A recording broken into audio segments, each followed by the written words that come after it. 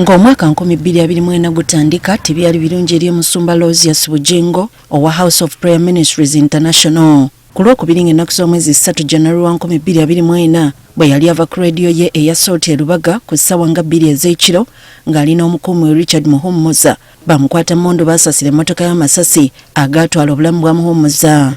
Amasasi gano gakwata n'Omusumba Bugingo wabula ye Katonda yasaasira n'asumattuka era n'asobola okuvuga emmotoka okutuuka mu ddwaliro e Mulago.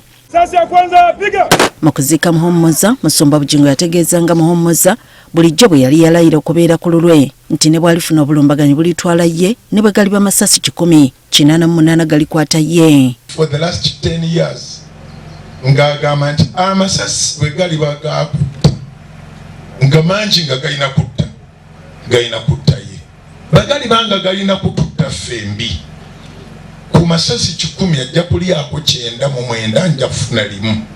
Emmotoka ya Bugingo yatwalibwa ku kitebe kya poliisi ekinoonyereza ku buzibu emisango ekibuli ate oluvannyuma okusinziira ku mwogezi wa poliisi mu Kampala n'emirwano Patrick Onyango n'etwalibwa ku poliisi ya Old Kampala. Kubanga omusango eri aba Old Kampala bali kumukola ki okunoonyereza. N'okutuusa kati poliisi ekyali ku muyigo gw'abatemu bano. Ebyo nga bikyali awo ate ng'ennaku z'omwezi 25 omwezi ogwokubiri era omwaka 2024 abatemu abali batambulira ku pikipiki baasasira yali akulira ekika ky'endiga omubuzi Daniel Bassa amasasi agamuttirawo. Tulansa yankubidde ejjambo wali nga tannaba kufa era ne muddamu n'ampitako yabadde yakampitako bw'ati emabega ne wajjo wa bodaboda okutuusa we yatuusaawo awali omwala Tulansa n'abanga alinnyamu katono bwe yalinnyeemu katono n'owa bodaboda n'ayimiriramu n'akuba eŋŋombe ya piki n'abanga amuyitako mu kuyitako Bossa n'abanga akyuka bw'ati mu kumutunuulira bwe yamutunuulidde ayabadde n'emmundu n'ava ku piki emabega n'amukuba amasasi 3. Lw'omu yalina omukolo gwe yali avaako mu ssaza ly'Ekyaggwe ng'adda wakaawe ekikandwa Mulungujja mu divisioni y'e Lubaga e Kampala ku ssaawa nga 12 ez'akawungeezi.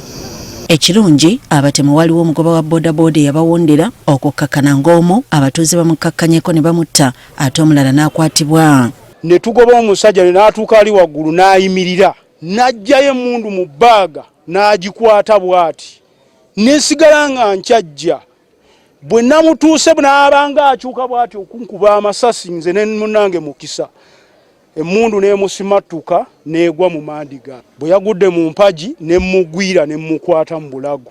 Poliisi yagenda mu maaso n'okunoonyereza abaali emabega w'obutemu buno okukakkana nga bakutte abantu 6 okwali omuwandiisi wa kkooti ya Kisekwa Mary Naluwemba n'owaluggya w'emyaka 21 omutuuze w'Ekibanga Harriet Nakiguli omutuuze w'Enkere mu Kawempe Joseph Kabaale ow'Eggala mu Mpigi ne Ezra Mayanja ow'Ekawempe.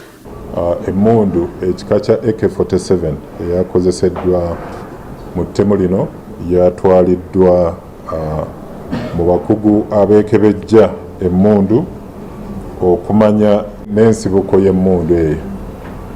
Emmundu ya kitongole ya bwannannyini oba zezino emmundu ezikukusibwa ne ziyingira mu ggwanga. Poliisi era yateekako ekirabo kya bukadde 10 eryo yalina amawulire g'amayitire ga Lujja Bossa Tabula eyali omuto omukulu mu kuttibwa kwa Lwomwa. Oluvannyuma poliisi yasobola okukwata Tabula ng'ayasangibwa Kimereke Namulonge mu Wakiso. Okuva lwe yakwatibwa ng'ayogera olwatu nga bwe yali emabega w'ettemu lino kyokka n'asaba kkooti ebeeko beeyimbula kuba bo baali tebalina kye bamanyi ku ttemu lino.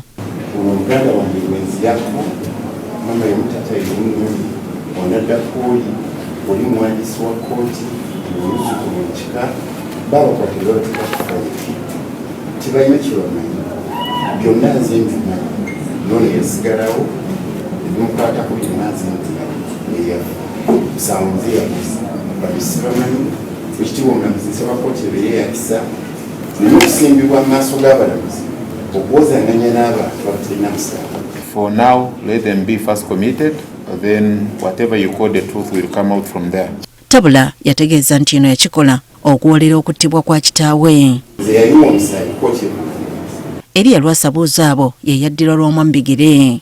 Bino nga bisiriikiridde ate ekitongole kinnema ne kikomba kw'erima nti kikafuwa abantu okwegazanyiza mu ntobazi ate nga tebafunye lukusa. Kino kikolebwa bannayuganda basobole okubeera mu bulamu obulungi.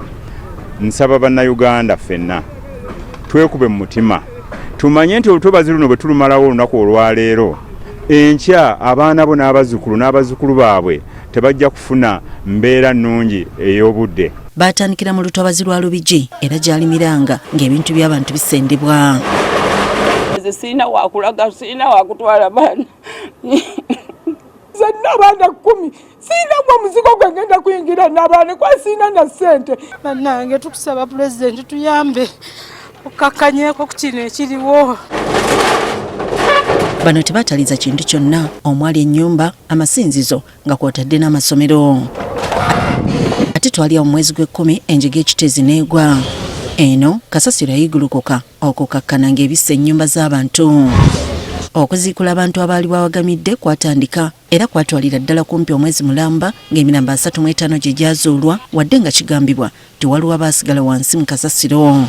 Abantu ssekinnoomu, gavumenti, ebitongole by'obwannakyewa, obwakabaka bwa Buganda wamu ne Nation Media Group badduukirira abantu bano era n'ekitongole ki Red Cross kyali kyateekayo enkambi omukuumirwa abo abaali bakoseddwa enjege eno. Tuleese obuwunga obwa kasooli,